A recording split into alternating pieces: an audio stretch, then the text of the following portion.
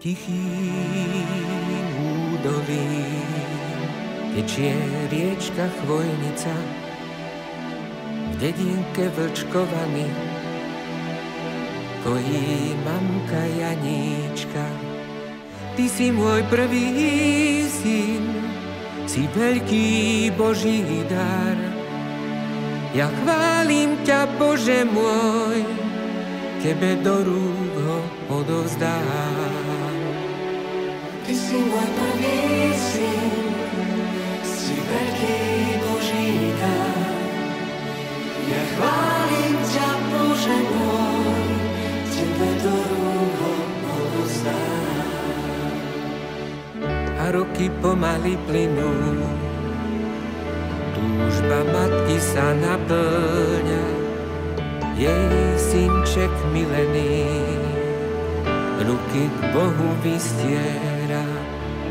Píše si v denníku, chcem sa Bohu darovať a o nič viac neprosiť, len Boha vždy poslúchať.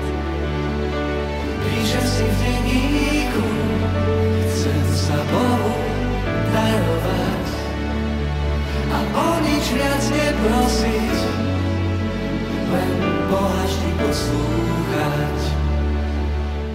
Začala sa Via Crucis, dlhá a náročná. Koľko na nej prejde staníc, iba Pán pozná. Zatknutie, výsluchy, väzenské tríznenie, ani mraky nad krajinou, ani tma v hlbokej bani, v ňom svetlo nezhasne, v ňom svetlo nezhasne, ani mraky nad krajinou, ani tma v hlbokej bani, v ňom svetlo nezhasne, v ňom svetlo nezhasne. Tichým údolím tečie riečka Chvojnica, po rokoch v dedinke stretnú ľudia Janíčka.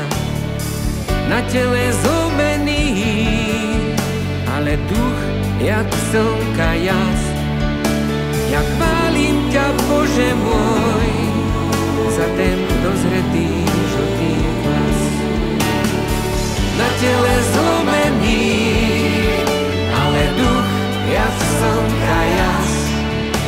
Ja chválim ťa, Bože môj, za ten dozretý žltý klas.